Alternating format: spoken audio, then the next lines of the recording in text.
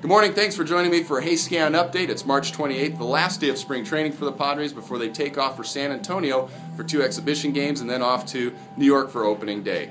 Really the topic of discussion today in camp is Buddy Black, prepared to announce the number 5 starter for this rotation. Nothing has been officially announced at this point, but all indications are that Tyson Ross will probably be tagged as the number 5 starter for the Padres. And if that's the case, of course, then Andrew Cashner would go to the bullpen, which of course brings up the question, well, how will Andrew Cashner get his pitch count up working out of the pen? And as Buddy pointed out, usually there are opportunities as the long man to stretch out your innings, stretch out your pitch count. And if it turns out that he doesn't get those opportunities in the first few weeks, well, they can always send him down to AAA and get his work down there.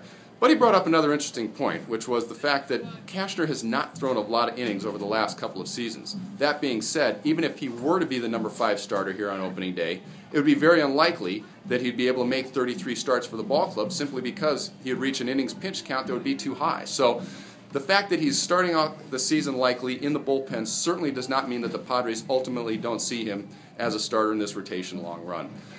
Clayton Richard going for the Padres today. This will be his last tune-up before opening day. He'll be going up against Justin Masterson for the Indians. And really only one rule applies today in this ball game. And since it's the last game of spring training, the swing early, swing often rule will be in effect.